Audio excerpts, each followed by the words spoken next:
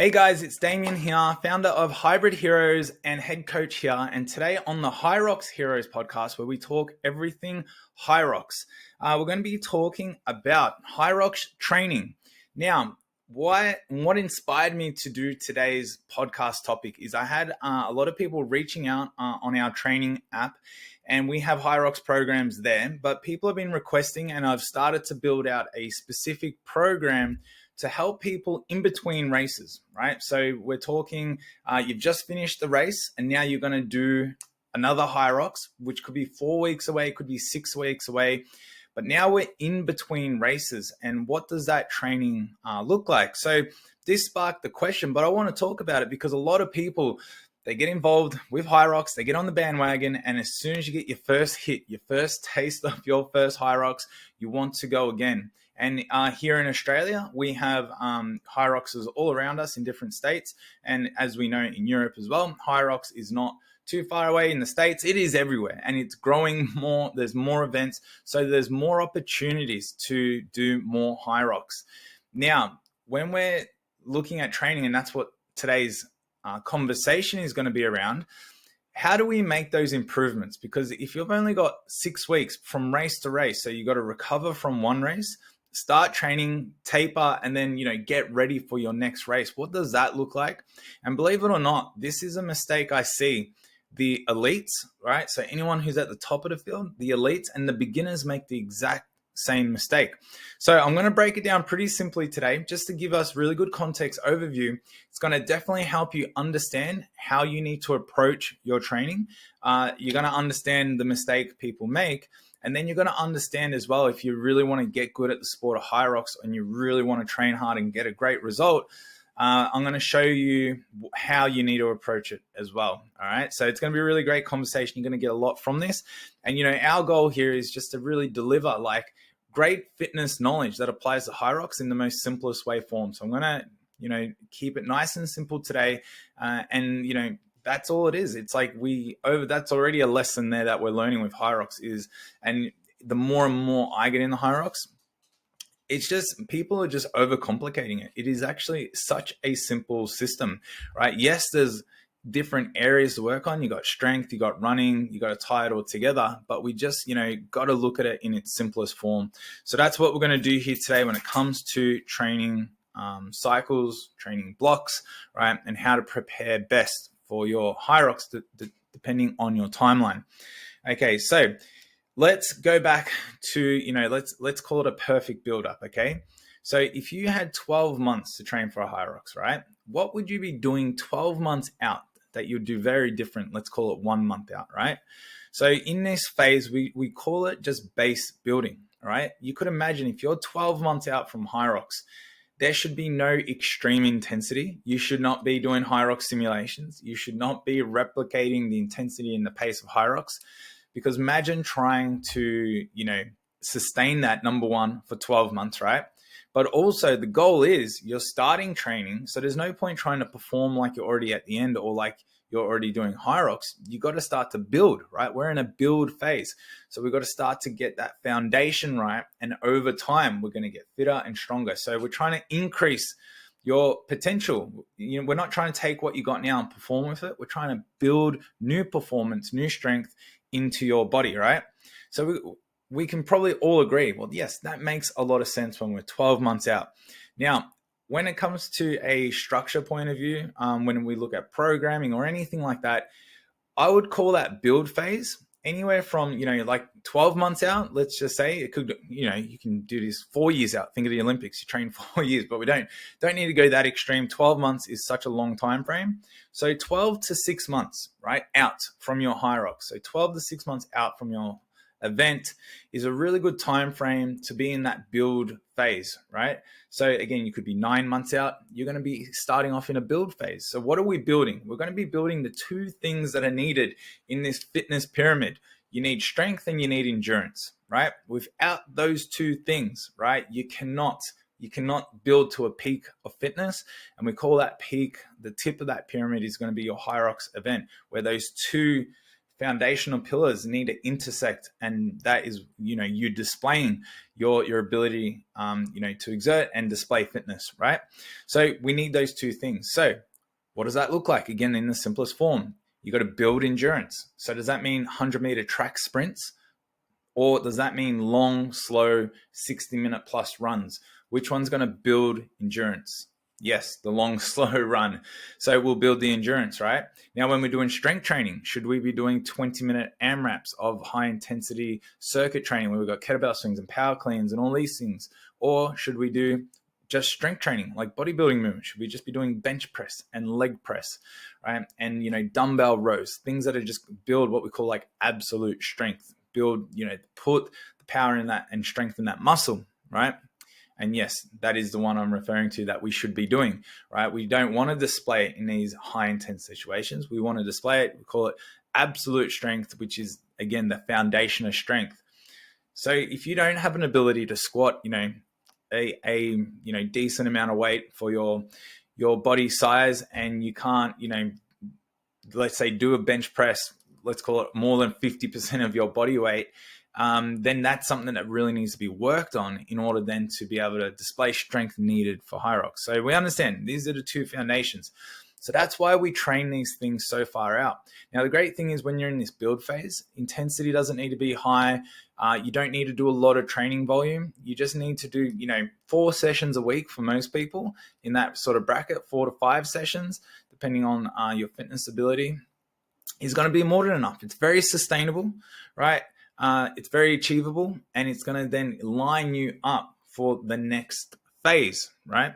So the next phase of training that we program and we put people through and how we should think about our training is what I call like the 6 months out to the 3 months out from your event, right? So from 6 months all the way to 12 weeks out, so in between that phase. Now, this is where we take that base building that we've built all of this now endurance and we've built this strength. Now what we're going to do, because as now we want to start to think about the race in mind, is we got to build volume and capacity. So now what we've got to do is we've got to go from a very, sustainable, achievable sort of structure as far as how many times a week we're training. Now we've got to start to progressively overload. So now we've got to start to not necessarily pick up the intensity in the training sessions, but we need to start doing more. We need to now making sure that the body is, starting to build up to the time domain. So Hyrox for most of us is, let's call it 60 minutes to 90 minutes, right? Even longer. So now we've got to start to build that kind of volume and capacity in some of our training sessions. So if we've only been running for 60 minutes, we've got to start to build that out to 90 minutes or your, estimated time finish. So we start to now teach the body how to go the distance. This is also where our strength training, we now will start to, do some more sets. We will add some more exercises because now we're starting to really push the body a little bit harder, requiring it now to perform a little bit better. And that volume is going to continue to help us be strong, be explosive, start to, increase intensity in those ways now, where now it's not a very slow and gradual. Now it's a little bit more performance based. We now want to be hitting our working sets. We now want to be, sustaining high levels of output, and this volume and capacity is now going to go into our training.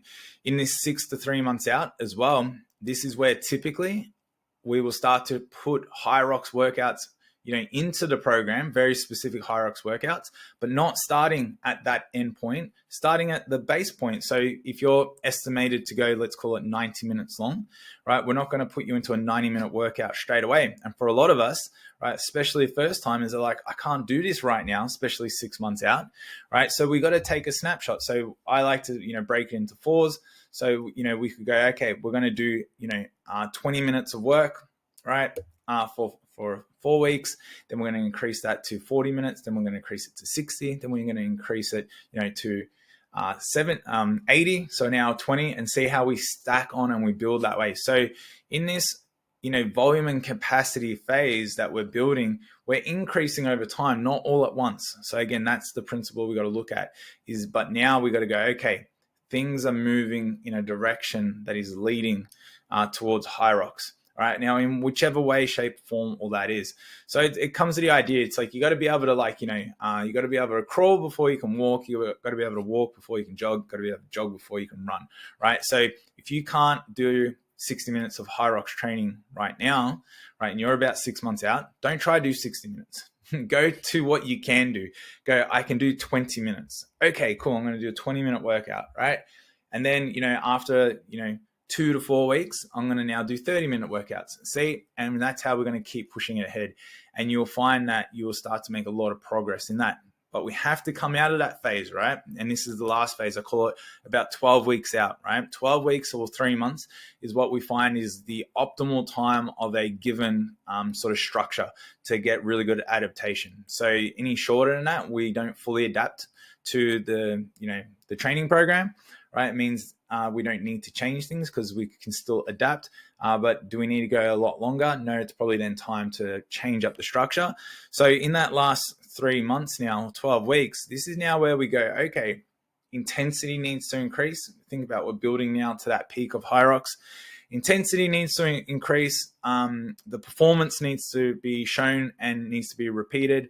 We need to now display efforts that's are very similar to the Hyrox race, right? Not completely, right? So I don't ever think we need to fully go 100% in our training, because training should always, be repeatable, it should be measurable, and we don't need to replicate the actual race until the actual race day, right? So we want to do all that in our training. And the thing is too, like, even if you try to replicate a race, just to touch on that point, well, if you think about a race, like typically you taper, you load up differently, and then you do that. So when we're training, we're not taking all those factors in. I see a lot of people do simulations and they try to replicate it, but they're still doing their 5 sessions a week. They're still under stress. They're still not fully recovered. So it's never going to be an accurate thing. So always, it doesn't mean you can't train hard. You can't train very hard, but we want to obviously train in ways that are still progression-based, that are still show a level of repeatability within that session, so that you can either repeat in that session or you can repeat efforts as weeks go on. All right. So in that last 12 weeks, right, training program and structures need now to be really pushing you. And now we're going to start to be a little bit, we're still sustainable in that 3-month block, but you're not going to be able to sustain that level of training intensity for 12 months, right? So we can start to see there that we're really building to that race day to complete the race. Now, that's why, these Hyrox ready programs that we put together in that 12-week is it's a very crucial time. But if people haven't done the base stuff before it, then what we find is the first time through, they're gonna get a great result still, but it's not until we can put them through a proper base building phase, or get a good 6 months of training with those individuals, that we see people then go from a good result to a fantastic result. So that's, this is context, and why people can't just get the world's best result in 12 weeks, because the body just can't adapt that quick. That is the reality. So one thing I always stress with people too is, if it is your first Hyrox and you are training for it, and it's only 12 weeks out or even less than that, and you've signed up, the great news about it is that if you do love it and you do go again, the first one is so much fun. And I think we spoke about this on a different podcast, that you just got to have an expectation that you're not going to go out and set a world record, right? And if you do, it's because you trained very hard in your previous, sports or goals, right, that have allowed you to display that fitness. But if all this is quite new to you, right, I think you should really just go out there expecting to have fun, do your best, still perform, still push yourself, still challenge yourself, but understand that this is probably going to be your worst result yet, because once you come out of it and go, okay, now I got work to do, and I can, think a bit more long-term, and I can go through a really good training structure, then you're going to get an incredible result. And this is what we're getting to now. So for those people, now you've done Hyrox, you've built your way to Hyrox, you've smashed training, you've pushed yourself to the limit, you did Hyrox, right? Now this is where the problems start to unfold, right? So after that is you need to recover, right? We need a week, 2 weeks, potentially to fully let the body recover. Now, if you're someone that's like me as well, who gets very excited, you're going to go, when's the next Hyrox? I want to do that. Now, let's just say it's 6 weeks away. I think on most calendars, they're kind of around 6 weeks-ish away if it's in that local area that you can get to quite easily. Now, if it takes you at least a week, all right, let's be very, modest here. It takes you a week to recover. Now, you've only got 5 weeks of training. Now, you can't be training fully intense up until the week. Again, travel, you got to taper a little bit. So let's call it a week, right, where it's not a normal training schedule. So you've only got 4 weeks in between. Now, this is also, and this highlights why we're talking about this is because in 4 weeks of solo training, there are some people I know that like literally want to go 10 minutes quicker, right? And not because they need to fix a mistake they made, just they think they can go 10 minutes faster. And in 4 weeks of training, again, it's going to be very marginal. It's going to be very minimal gains, right? That you can improve. And this is the mistake people make, is then they go out of Hyrox, and then they train super hard in between those 2 races. Like, it's like there is no recovery, there is no rest. They then try push even harder, and they can do that to a degree because they're so motivated to do so, right? But what is actually happening is the body is still under stress, still under extreme amounts of load from the race. It's not recovering fully. And even though your efforts feel really hard and like you're training hard and you're still displaying numbers, what's actually happening is your performance most likely is diminishing and you don't realize it. Then you get to the race day, right? And you've trained as hard as you could again. You're feeling confident because you've just smashed yourself. So you haven't not done the hard work. You've done the hard work, but then you get to the race, and I've seen it. People get slower times, right? I've seen people get just minimal times, right? This was me, right? When I went from Melbourne to Brisbane, right? So a lot of what I'm saying here is I had a 6-week time frame. I'm like, I got to do more, right? Thinking that I could just, manage it so perfectly. And I did push myself. I did everything I just explained then. And we got like a minute quicker, right? So it was quicker, right? But it was so small. So what I learned, and from my experiences and from other people's experiences, and, this just goes back to what I know as a coach and what I know just from the textbooks, right? Because there's a reason why all this science works, because it does work, is in between these phases. And this is what we do now. Like, we're racing now from Melbourne, we're going to New Zealand, and our whole crew that we train and we were training with, we came out of Melbourne, we rested and we recovered number 1.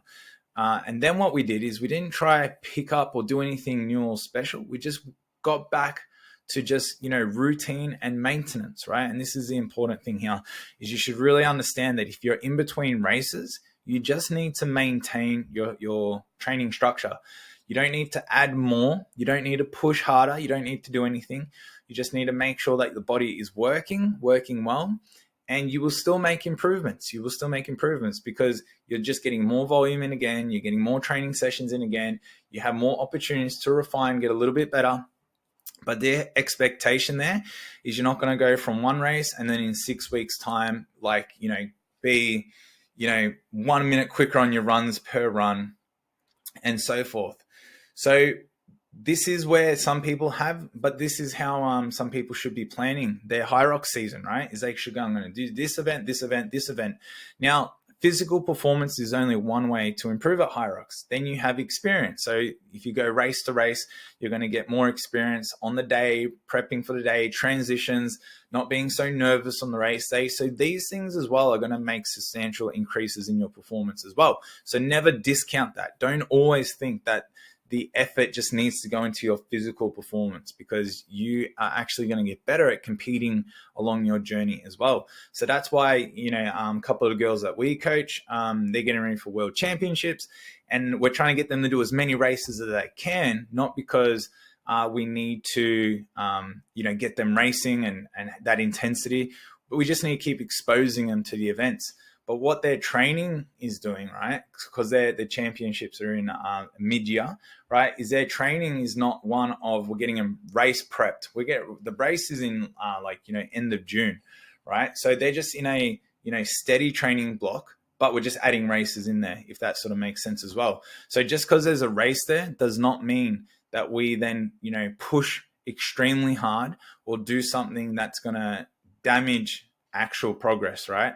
So again, this is a big thing. So even like I mentioned, I'm going to start to put together a specific program for people in between races. And this program is going to be designed around not having progressional overload where we increase volume and we increase intensities over a period of time. Is we just maintain efforts all the way through. But what can improve is people's performance, like their run pace, or the weights they use, or how quick they did rounds, right? But we're not there, and we're not going to keep loading their body. So if we understand this, that in between racing is maintenance, then okay, once we've gone past now the race to race, now I've got 6 months to train. I've got 9 months to train, right? And this is what this is the highlight. Then you have to go back to a build phase. We call it it's like your off season, right? You've got to go back into a build phase. You can't just go back into a intense phase. And when you build, right, so you've done your last build. Now, the great thing is when you go into your next build phase, you're building on top of what you've already got, which is great. So now, and this is what I think a lot of people sort of miss, and they really should do, is they need to then go think long term and go, okay, well, yeah, my next goal is now 9 months away, right? So I got to start doing the things that are needed for me to do right now, which is get back to some endurance, right? And we know Hyrox is a running race, but endurance does not mean running. Maybe I'm just going to do lots of cycling, right? I'm going to do lots of rowing or something, because we need to work on endurance. We don't need to work specifically on running. Now, if you can keep running, right, obviously that's amazing. It's going to improve your running, keep your body used to loading and all that kind of stuff. We don't want to cut running out altogether, but can you go for that weekend bike ride instead of a run and still run during the week? Absolutely, because you're still going to get that same endurance benefit. And then you can just get back to the gym and lift some weights, right? And I notice so many people in this Hyrox space, we love Hyrox, but we love functional fitness. We love fitness, right? We love just going to the gym and lifting some weights. We love going for a run. We don't always necessarily love smashing ourselves doing Hyrox. So I think this is also a really great time to just get back to your love of fitness, right? Get back to working on these areas, build some strength. Like, let's increase that back squat.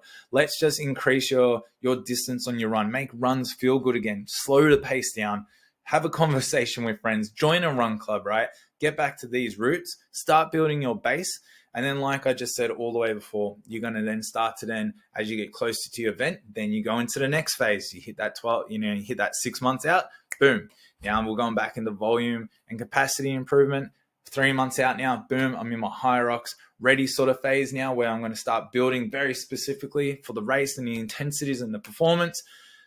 Then I got the race, then I'm in season. I might have 1 or 2 or 3 races that I'm going to do, which is a very maintenance kind of structure, right? It's all about just making sure the body is in the best position possible to perform. And then boom, I'm going to go back into off season, go back to a build phase.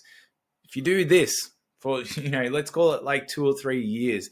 And that's why, when we see athletes that are at the top of their game, like some of these guys that are, now right at the top and winning, that have only started winning really in the last, year or so. They've been doing it since 2017, specifically Hyrox, but obviously still been runners and, doing functional type fitness well before that. So it takes years for sometimes people to get to where they want to get to. So that's kind of like the long-term vision. So if we zone out and go, geez, this thing really could take me years to get good at it. So if you're starting your journey, you're 12 weeks out, first time ever, you know what I mean? It's like you can't stand a chance to the version of you who's got 3 years under your belt, right? You just can't stand a chance if you do it right. But if you set the wrong expectations, if you go about it the wrong way, you will start to not understand what you need to be doing at what time. And then you start to teach yourself and create this belief system that this is what Hyrox training is. It's always this hard, intense thing. And, it's not always. It's not always. This reminds me a lot of like the CrossFit days. If there's any CrossFitters listening to this, you will probably understand this. Is CrossFit, also got known for just intensity. But it wasn't until some of the athletes realized, and a lot of them do now, which is really great because, again, they've just done it for such a long time, is they have to have like on and off seasons. Like Tia Toomey is a great example. She literally did Hyrox in her off season for CrossFit, which is crazy. But they have times where they got to work on areas of their fitness, so then they can bring it into the season to actually then display those things. So if you just teach yourself, and this is what a lot of CrossFitters have done, is they only know one way to do CrossFit. It's hard, right? And that's why they're either doing it or they're not doing it. And we even see CrossFitters coming in the Hyrox. They're just going back to their old belief systems. Boom, I'm going to train morning. I'm going to train in the afternoon. I'm going to train 5-6 days a week. I'm going to smash myself, because to them, that's how progress was made initially, right? Initially, it was made like that. That just became a belief system, but that belief system doesn't work long-term. Hence why we see in CrossFit, a lot of CrossFitters, finish up and go into other sports 3 years down the track, or get injured, or various things. This is like not just a CrossFit thing. This goes with a lot of sports, like cycling and running. Like these guys are, even crazier, right? How many times these guys need to slow down, but they don't. They get addicted. We get addicted to the dopamine rush, right? This is just sports and fitness in general. So, but yes, so hopefully this shines a light now on what you need to be doing. So if you are that brand new beginner, okay, you got to understand, where am I? If you got 6 months out, right, you're in a great position. And the great news is you don't have to kill yourself now, but all that hard work will come. If you're less than 12 weeks out from your event, you got to start to pick up the intensity. This is the time to do so. But when we do the race, right, then we got to slow it down, and then you put back on the board the things that you now need to work on, and you put them into a long-term plan.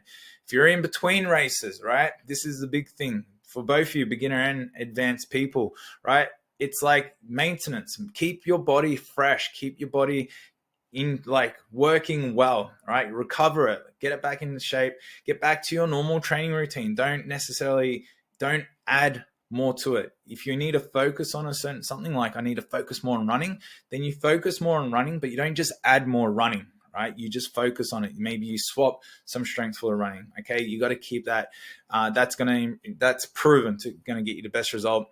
And then once it's all done and the season's sort of done for us, or we've got space in between races again, then get back to a build phase, everybody. Whew. All right, everyone. If you're still listening to this point, well done, right? Means you care a lot about your Hyrox, care a lot about your fitness. And obviously this is something that maybe you were thinking, and it's very easy out there as well for people to get a little bit unsure, because they want to train hard and they want to do their best, but sometimes you got to trust the process, right? And this is pure definition of trust the process. We say here, commit to the process. And once you commit to it, guarantee the results come at the end of it. There's no secret there. Everybody, thank you for listening. Until the next episode, I will see you then. Other than that, keep training hard, right? But sustainable.